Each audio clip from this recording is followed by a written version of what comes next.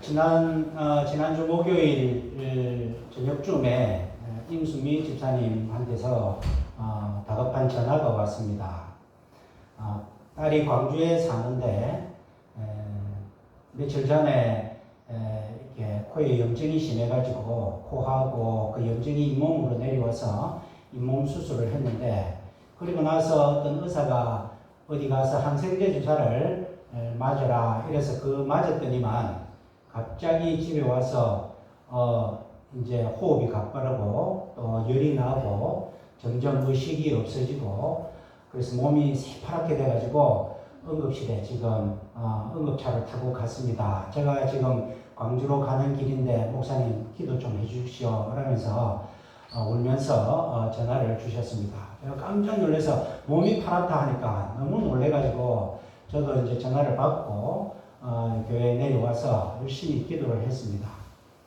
3시간쯤 지나서 저희 집 사람한테 소식이 오기를 응급실에서 이제 나서서 집에 퇴원해가지고 집에 갔답니다.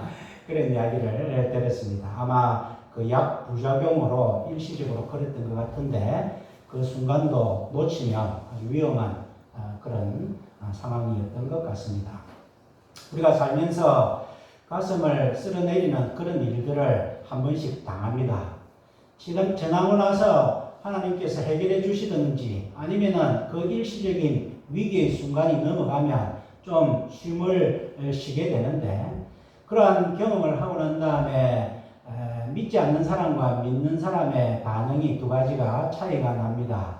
믿지 않는 사람들은 아이고 다행이다 이러면서 다시 일상으로 돌아갑니다. 다시 먹고 마시고 즐기고 지금까지 지냈던 대로 살아가지만, 믿는 사람들은 이 일을 당하고 하나님 앞에 회개 기도합니다. 하나님, 혹시 나에게 무슨 잘못이 있어서 내 가족에게 이런 일은 없는지 그렇게 기도를 하고 난 다음에 하나님 이 문제를 해결해 주셔서 너무 감사합니다. 그런 기도를 드리고 제가 다시 새 마음으로 하나님의 그 은혜를 생각하면서 살겠습니다 하는 그러한 다짐의 삶을 사는 그러한 차이가 있습니다.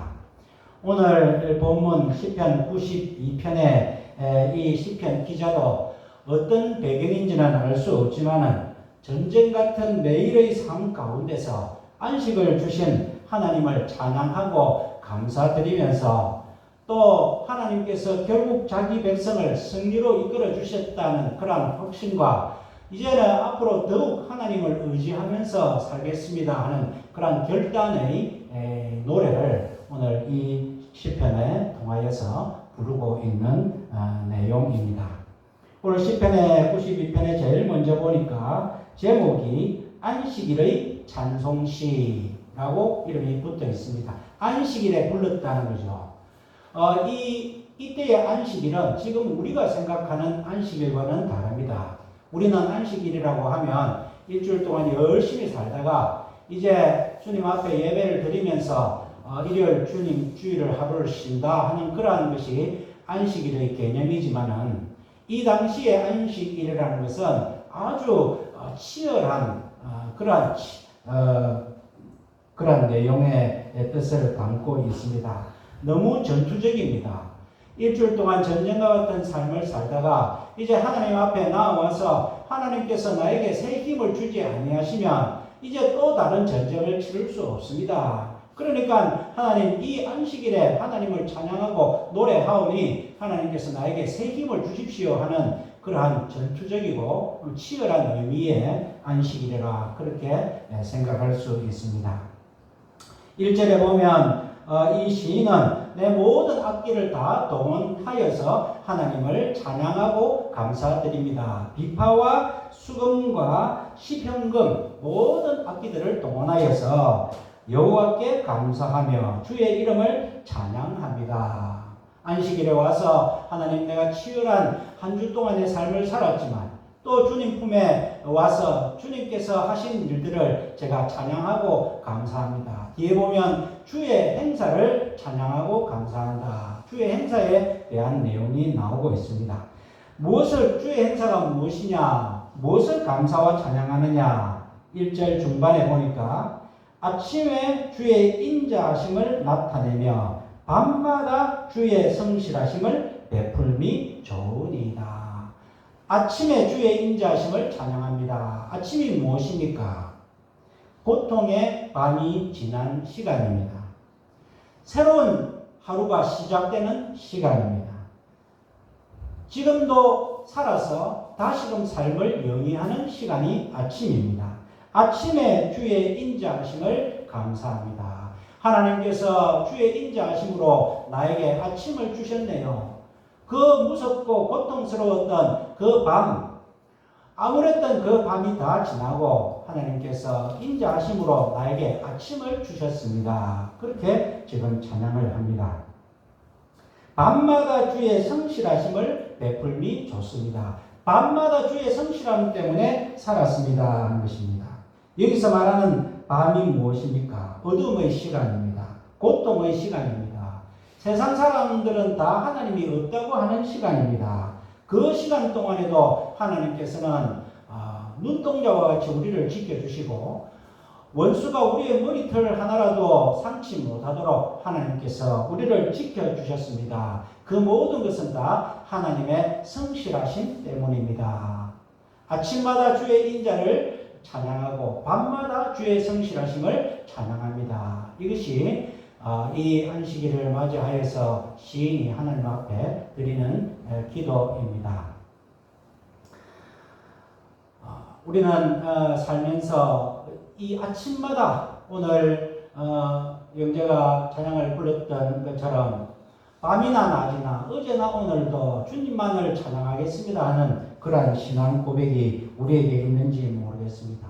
아침에 해가 뜨고 해가 집니다. 그 해가 무슨 역할을 하는지 우리는 잘 알지를 못합니다. 그러나 해가 있는 동안에 모든 생물들을 살리고 생물들에게 필요한 생명을 공급하는 역할을 합니다. 그냥 우리는 하루가 시작되면 해가 뜨고 해가 지는 것으로 생각이 들지만 하나님께서 베풀어 주시는 주의 성실하심이 해뿐만 아니라 우리의 모든 삶 가운데에 녹아들어 있다는 것입니다. 그러니까 우리는 아침마다 아침을 주신 하나님을 찬양해야 되겠습니다. 밤마다 아무 일도 일어나지 않고 깜깜한 가운데 있는 것 같지만 하나님께서 주의 성실하심으로 우리를 지켜주시고 인도해 주신 것을 우리가 찬양을 해야 되겠다는 것입니다. 신앙의 눈으로 보면 이렇게 보인다는 것입니다. 4절에 주의 여호와여 주의 행사로 나를 기쁘게 하셨으니 주의 손의 행사를 인하여 내가 높이 부릅니다. 하나님께서 행사를 하셔서 아침마다 밤마다 저에게 은혜를 베풀어 주셨습니다 하는 찬양을 지금 하고 있습니다. 주의 행사의 성격이 무엇이냐? 그 다음에 5절 6절에 나오고 있습니다. 여호와여 주의 행사가 어찌 그리 큰지요 주의 생각이 심히 깊으시니이다. 우준한 자는 알지 못하며 무지한 자도 이를 깨닫지 못하나이다. 주님의 행사가 어찌 그리 크고 깊으신지 우리는 잘 알지를 못합니다. 이사야서 55장 8절에 보면은 여호와의 말씀에 내 생각은 너희 생각과 다르며 내 길은 너희 길과 달라서 하늘이 땅보다 높음 같이 내 길은 너희 길보다 높고 내 생각은 너희 생각보다 높으니라. 하나님께서 그렇게 분명히 말씀해 주셨습니다. 우리는 지구가 아주 빠른 속도로 공전하고 자전해 가고 있지만 우리는 그것을 느끼지 못합니다. 하나님께서 아침마다 인자를 베풀어 주시고 밤마다 성실함을 베풀어 주시는데 믿음의 눈이 아니고서는 하나님의 그 기쁘신 그 은혜를 깨닫지 못한다는 것입니다. 그러나 이 시인은 함께 찬양하고 함께 기뻐하자는 것입니다. 하나님의 행사가 어찌 그리 크고 어찌 그리 깊은지 우리가 하나님의 이 행사를 같이 찬양하자. 우리가 모른다고 해서 하나님께서 일을 안 하시는 것도 아니고 하나님은 졸지도 주무시지도 아니하시고 하나님은 항상 우리의 기도에 귀를 기울이시는 하나님이시다. 우리가 믿음이 없어서 하나님께서 그저 그냥 하늘에만 계신 줄 그렇게 생각하는지 몰라도 아니다 하는 것입니다. 하나님께서는 아침마다 밤마다 우리에게 인애를 베풀어 주시는 분이시다 하는 것입니다. 우리가 한 번씩 몸이 아플 때가 있습니다. 몸이 아프면 병원에 가서 약도 먹고 하면서 내가 내 몸에 대해서 너무나 몰랐구나 하는 그런 생각을 합니다.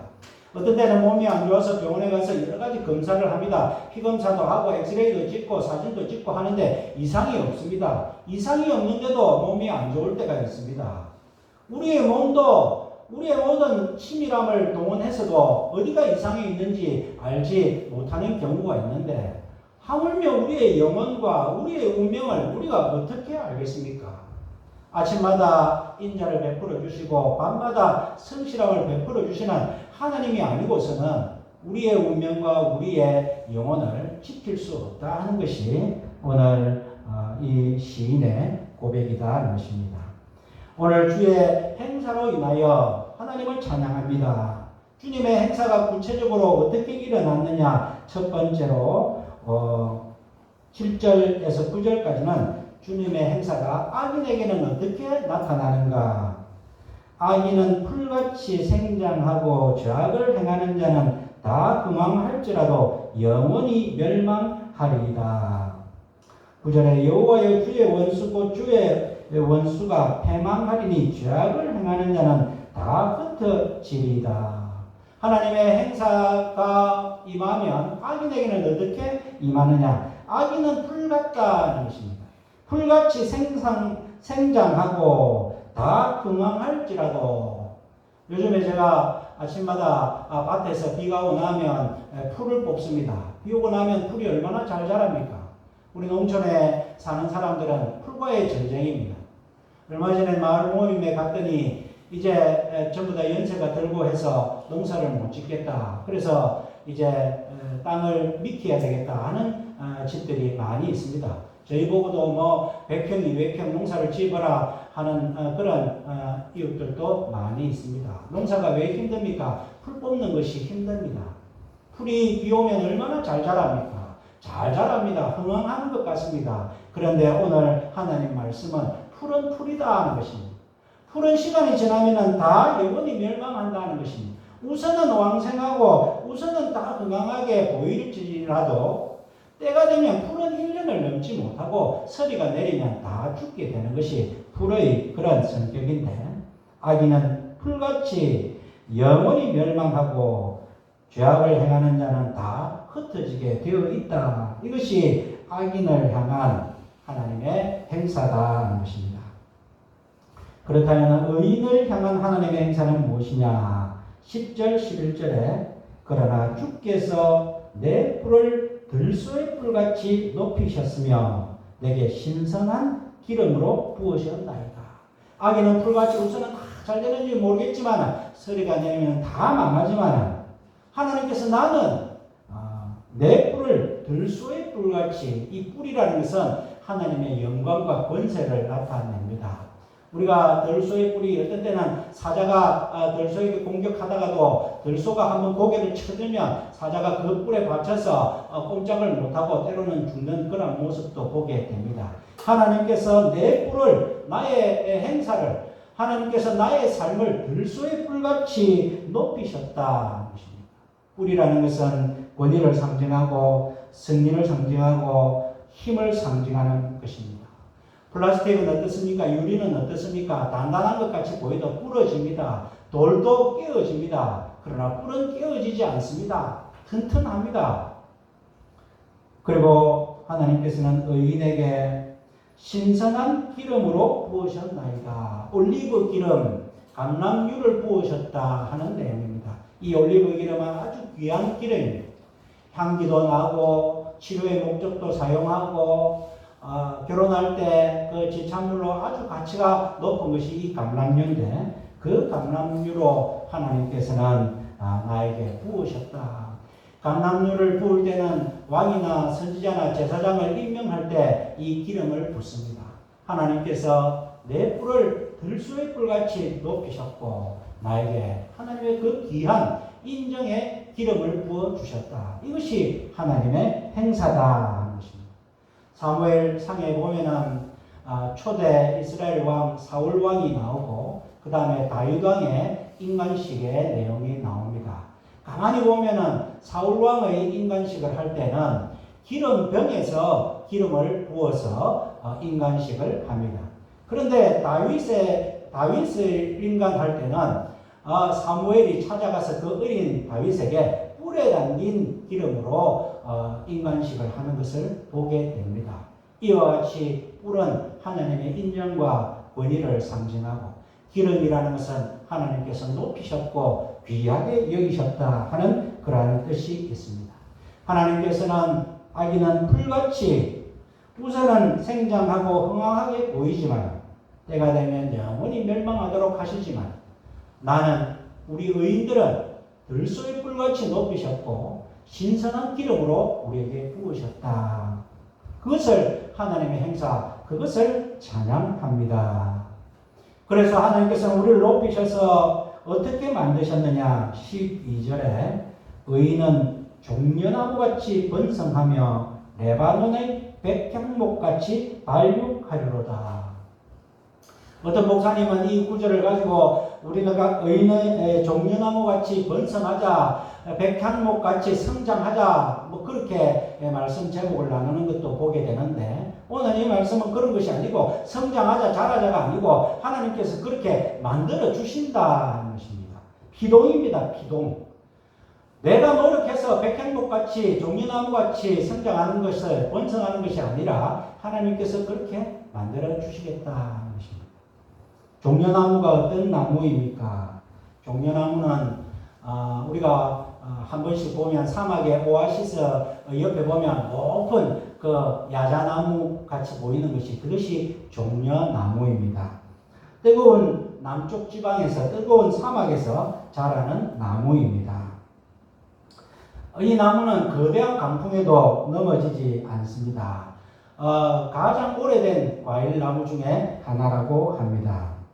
이것은 나무를 잘라가지고 거리투기에 불을 피워가지고 다 태워도 그 불이 꺼지고 난 다음에 거기에서 다시 싹이 나서 줄기가 나올 정도로 생명력이 강한 그런 나무라고 합니다.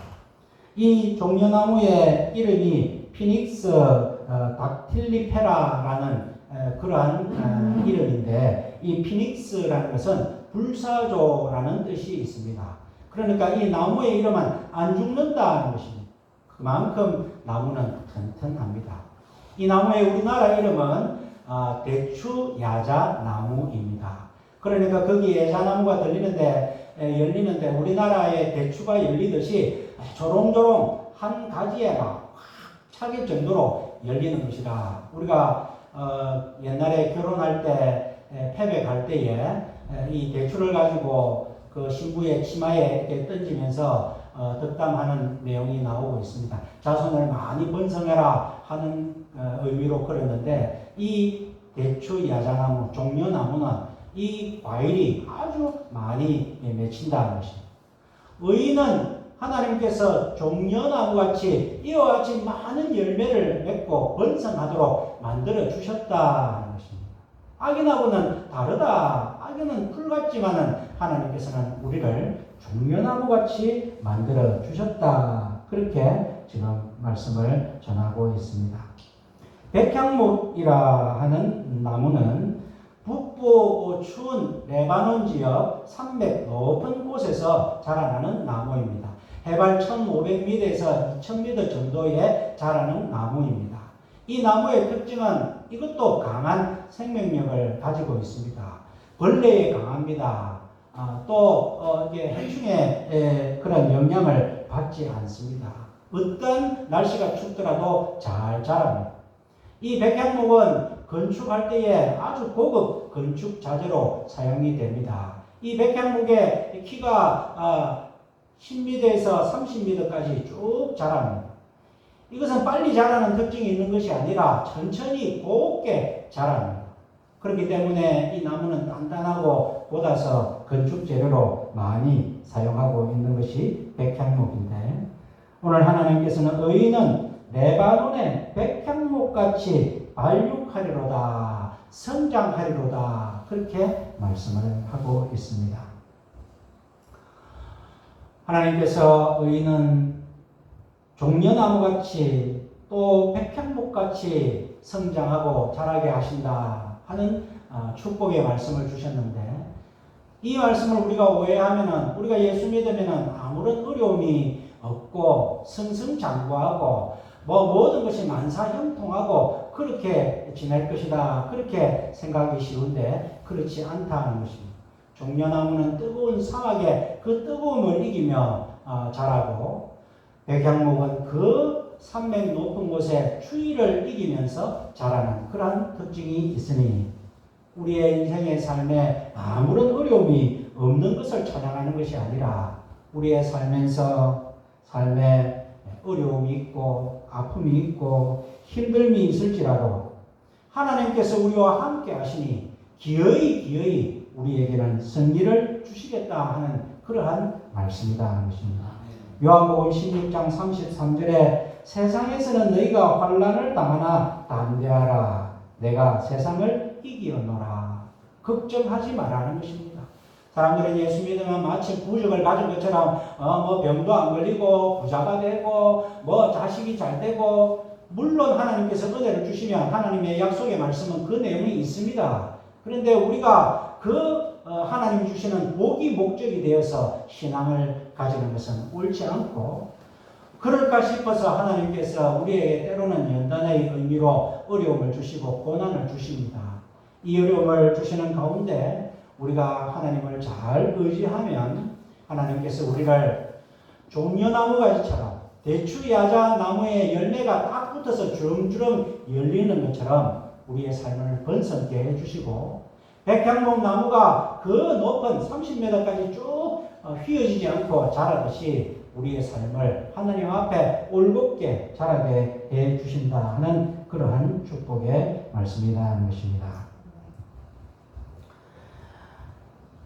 그런데 그 다음에 보니까 이와 같이 나무가 번성하고 또 발육하는 이유가 있는데 13절에 여호와의 집에 심겼으며 우리 하나님의 궁정에서 건강하리로다. 나무는 나무 자체가 갖고 있는 자생력보다도 그 나무가 어디에 심겨 있느냐에 따라서 그 나무가 자라는 정도가 다릅니다. 우리가 시편에 보면은 물가에 시냇가에 심겨온 나무가 시절을 쫓아 그 푸르름과 열매를 맺는 것처럼 똑같은 나무라 하더라도 시냇가에 심겼는지 아니면 물이 없는 곳에 심겼는지에 따라서 그 나무가 자라는 것이 다르듯이 하나님께서 종려나무같이 백향목같이 우리를 자라게 하시고 성장하게 하시지만은 그 뿌리는 어디에 있어야 되느냐? 여호와의 집에 심겼으며 심겼다 말도 피동입니다. 우리가 원해서 심은 것이 아니고 우리는 하나님께 심겼다는 것입니다. 하나님의 뜻한 바대로 여호와의 집에 심겼다. 여기서 여호와의 집이라는 것은 1차적으로는 성전을 의미합니다만은 더 나아가서 하나님을 거처로 삼는 삶을 의미하고 때로는 교회와 가정을 의미하기도 하고 또 때로는 올바른 말씀과 기도의 터전을 의미하기도 합니다. 여호와의 집에 심겼기 때문에 그 나무들은 자랄 수 있고 열매 맺을 수 있다는 것입니다. 종려나무 뿌리는 나무의 한 10배 정도 깊이 박힌다고 합니다. 종려나무가 10m에서 20m 정도 되니까 나무의 뿌리는 그 사막 지역에서 한 100m 정도 뿌리를 내리고 있다고 합니다. 가지가 잘나서 그런 것이 아니고 꽃이 잘나서 좋은 열매를 맺는 것이 아니고 로마서에 보면 가지야 네가 자긍하지 마라. 네가 뿌리 나무에 붙어 있어서 열매를 맺는 것이지 뿌리 때문에 사는 것이지 가지 내 힘으로 사는 것이 아니다 하는 그런 말씀이 있습니다. 좋은 열매를 맺어야 되겠죠. 좋은 열매는 어떻게 맺을 수 있습니까? 좋은 나무에서 맺을 수 있습니다. 그 줄기가 튼튼하고 그 나무가 성장하고 번성해야 열매를 맺을 수 있습니다. 그 나무는 어떻게 번성하고 자랄 수 있습니까? 뿌리가 좋아야 됩니다. 뿌리가 시냇가에 심겨야 되고 뿌리가 물에 잘 접할 수 있는 곳에 심겨야 되는 것처럼 오늘 그리스도인들은 종려나무같이 백향목같이 하나님께서 우리를 그렇게 성장하고 또 번성하게 해 주실 것이지만은 우리의 뿌리는 여호와의 집에 심겨야 된다. 그 말씀을 분명히 하고 계십니다. 예수님께서도 비유를 하셨습니다. 씨가 땅에 떨어졌는데 하나는 돌짝밭에 떨어졌다. 하나는 길가에 떨어졌다. 하나는 가시밭에 떨어졌다. 조금 자라려고 하는데 새가 와서 쫓아먹고, 조금 자라려고 하는데 가시의 기운에 막혀서 못 자라고, 바위 틈새에 있어서 못 자란다. 그러나 좋은 땅에 떨어진 그 씨는 100배, 60배, 30배의 결실을 맺는다. 처음에는 씨가 떨어져서 새들이 그 씨를 쫓아먹는 위험도 있지만은 나중에 그 씨가 나무가 되어서 자기를 위협했던 그 새들이 그 나무 안에서 깃털을 털게 되는 그러한 놀라운 역사가 있다. 그렇게 어떻게 해서 그런 일이 일어날 수 있느냐? 씨가 좋은 밭에 떨어져서 그렇다. 예수님께서는 그렇게 말씀하시면서 좋은 밭이 무엇이냐? 하나님의 말씀이다. 오늘 우리의 삶을 하나님께서는 들소의 뿔같이 높여주셨고 또 신선한 기름으로 부어주셨고 종려나무같이 번성케 해주셨고 레바논의 백향목같이 발육하게 해주셨는데 그 원인은 여호와의 집에 심겼기 때문이다 하는 것입니다. 우리가 하나님의 그 사랑에 붙어서 있으면 바울 사도는 그것을 이렇게 표현했습니다. 로마서 8장 35절 37절에 누가 우리를 그리스도의 사랑에서 끊으리요? 환난이랴 공고랴 박해냐 기근이냐 적신이랴 위험이나 칼이랴.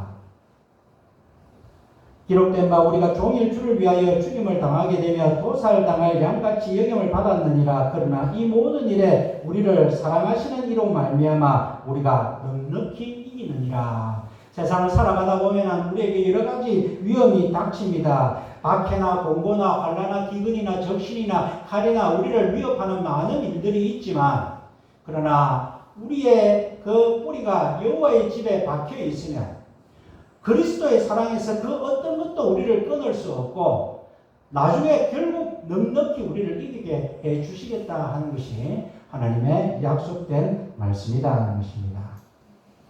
그래서 우리의 삶은 의인의 삶은 14절에 늙어도 결실하며 진액이 풍족하고 빛이 청정하여 여호와의 정직하심을 나타내리로다. 왜 하나님께서는 의인을 이와 같이 위대하게 그렇게 만들어 주시느냐? 결국 우리를 통하여서 여호와의 정직하심을 나타내게 하기 위함이다. 여호와의 정직하심이 무엇입니까? 하나님께서는 자기 백성을 한번 삼으시면 끝까지 포기하지 아니하시는 분이시다. 하나님께서 처음에 인류를 만드실 때 복을 주셨으면 그 복의 삶을 끝까지 복을 누리도록 해주시는 분이시다. 세상에 그 어떤 어려움이 있더라도 하나님이 함께 하시면 영원한 승리를 넉넉히 이기는 결과를 얻게 된다. 그것이 여호와의 정직하심을 나타내는데 하나님께서 우리에게 복 주시고 우리를 강건케 하시고 회복시켜 주셔서 결국은 여호와의 정직하심을 나타내기 위하여서 이렇게 하신다. 시인은 어려운 일을 당했지만 하나님께서 나에게 베풀어 주시는 주의 일상을 통하여서 주의 행사를 통하여서 제가 믿음의 눈으로 보니까 하나님께서 나에게 베풀어 주신 은혜가 너무 큽니다. 아멘. 아침마다 주의 인자하심이 나에게 있습니다. 나를 또 살게 하여 주셨습니다. 나에게 어려움이 있었지만 하나님께서 또 피할 길을 주셨습니다. 모든 것이 하나님의 은혜입니다. 아침마다 주의 은혜를 느낍니다. 밤마다 주의 성실하심을 느낍니다. 밤에 아무런 일도 일어나지 않고 밤에 고통만 있고 두려움만 있는 줄 알았더니만 해가 동쪽에서 떠서 서쪽에서 떠서 아무 일도 안 하는 줄 알았더니만 그 많은 생명을 살리시는 것처럼 그 해보다 더 깊이 더 높게 우리가 알지 못하는 수준으로 우리를 돌보고 계셨네요. 우리의 머리털까지라도 다 세신 바 되시고 우리를 위하여 졸지도 주무시지도 아니하시고 밤마다 우리를 향한 성실하심을 느끼니 감사를 드립니다. 결국 악인이 잘 되는 것 같이 보였지만은 악인은 풀같이 조금은 성황하다가 나중에 영원히 멸망하지만은 우리는 하나님께서 만들어주시는 종려나무같이 레바논의 백한목같이 우리를 성장하시게 하시고 열매 맺게 하셔서 기어이 늙어도 진액이 마르지 않고 청정하며 여호와의 정직하심을 나타내도록 그렇게 만들어 주시네요. 하나님 너무나 감사합니다. 이것이 시인의 감사와 찬양이다 하는 것입니다. 이와 같이 하나님 안에서 뿌리를 내려서 여호와의 전에 심겨서 살아나가는 우리가 레바논 백향목처럼 종려나무처럼 번성하고 잘 자라서 열매를 맺어야 되는데 어떤 열매를 맺어야 되겠습니까? 고린도후서 6장 9절에 보면 이와 같은 말씀이 있습니다. 우리 그리스도인의 정체성에 대해서 속이는 자 같으나 참되고 무명한 자 같으나 유명한 자요 죽은 자 같으나 보라 우리가 살았고 징계를 받는 자 같으나 죽임을 당하지 아니하고 근심하는 자 같으나 항상 기뻐하고 가난한 자 같으나 많은 사람을 부유하게 하고 아무것도 없는 자 같으나 모든 것을 가진 자다. 이것이 우리가 하나님 앞에 맺어야 되는 열매다. 세상 사람들이 볼 때 우리는 돈이 없습니다. 가난합니다. 그러나 우리를 통하여서 우리가 하나님 앞에 뿌리를 딱 내려서 살아갈 때에 아무것도 없는 자 같지만은 모든 것을 가진 사람들 같다. 저 사람들은 분명히 가난한 사람인데 왜 다른 사람들을 부유하게 해주노? 실패한 자 같으나 죽은 자 같으나 살아있네. 그것이 우리가 여호와의 정직하심을 나타내고 우리 하나님께서 우리에게 주시는 열매다 하는 것입니다. 다 근심하는데 다 어려움이 있는데 그 근심 가운데서도 근심하는 자 같으나 항상 기뻐하고 무명한 자 같으나 유명하고 이름 없는 사람들인데 그저 아무도 알아주지 않는데 그런데 그 사람을 보면 여호와의 살아계심을 느낀다. 어떻게 해서 저 어려움 가운데 저렇게 승리할 수 있고 견딜 수 있고 기뻐할 수 있고 감사할 수 있느냐. 어떻게 눈에 안 보이는 하나님을 아침마다 찬양할 수 있느냐? 밤마다 찬양할 수 있느냐? 너무나 대단하다. 이것이 우리가 맺어야 되는 열매다 하는 것입니다. 하나님께서는 우리를 종려나무같이 백향목같이 만들어 주셨다고 말씀을 하십니다. 그러면 우리가 그에 맞는 열매를 맺어야 될 것입니다. 우리가 살아가다 보면 세상 사람들이 잘 되는 것 같고 세상 사람들이 부럽고 때로는 내가 왜 이렇노 이렇게 얘기할 때가 있지만 오늘 이 말씀을 통하여 우리가 믿음의 눈으로 바라볼 때에 아침마다 베풀어 주시는 주의 인자하심을 느끼고 밤마다 베풀어 주시는 주의 성실함을 느끼면 우리가 행복하지 않겠습니까? 우리가 이와 같이 감사와 찬양으로 살아갈 때에 하나님께서는 우리를 통하여 말할 수 없는 열매를 맺게 하시는 것을 보게 됩니다. 우리가 심기운 것이 아니고 우리가 자라는 것이 아니고 우리가 나무에 붙어 있는 것이 아니고 하나님께서 우리를 붙어 있게 해주셨고 하나님께서 우리를 여호와의 전에 심기게 해주셨고 하나님께서 우리를 열매 맺게 해주셨기 때문에 우리로서 자랑할 것은 아무것도 없고 내 삶을 돌아보면서 어려운 가운데서 나에게 베풀어 주신 하나님의 그 은혜를 생각할 때에 감사와 찬양을 하지 않을 수 없는 것이 우리의 삶이요 그리스도인들의 정체성이다 생각하며 모든 일에 감사와 찬양으로 살아가시는 저와 여러분들의 삶이 되시기를 주님의 이름으로 축원드립니다. 아멘. 사랑과 은혜의 하나님 아버지, 아기는 풀 같다고 말씀하시며 우선은 잘 자라고 흥황하는 것 같지만 때가 되면 영원히 멸망하는 것이 풀의 성격인데 의인은 하나님의 백성들은 나무로 만들어 주셨고 그 나무 가운데서도 종려나무나 백향목같이 잘 자라고 잘 열매 맺는 번성하고 성장하는 그러한 나무로 저희들을 삼아 주셨다고 말씀해 주시니 감사합니다. 우리가 좋은 열매를 맺기 위하여서 여호와의 전에 심기웠다고 말씀해 주시니 감사합니다. 우리의 의지로 하나님을 믿은 것이 아니요 예수님을 믿은 것이 아니라 하나님께서 허락하신 가운데 우리를 인도하셔서 예수 믿게 하시고 그러한 믿음의 눈으로 볼 때에 아침마다 베풀어 주시는 하나님의 인자하심을 느끼고 밤마다 베풀어 주시는 하나님의 성실하심을 느끼게 하여 주시니 감사를 드립니다. 하나님 아버지, 우리의 삶 가운데 때로는 가슴을 쓸어내리는 여러 가지 크고 놀라운 소식도 있고 아픔도 있고 실패의 모습도 있습니다만은, 그러나 우리 하나님 여호와의 전에 심기운 우리들은 하나님께서 기어이 성장하게 하시고 열매 맺게 해주시는 것이 우리의 삶이라 하는 것을 깨닫고 우리의 삶을 통하여서 여호와의 정직하심을 나타내며 감사와 찬송이 넘치는 행복의 믿음의 삶을 살아가는 우리 모두가 되게 하여 주시옵소서. 모든 말씀을 예수님 이름으로 기도하옵나이다. 아멘.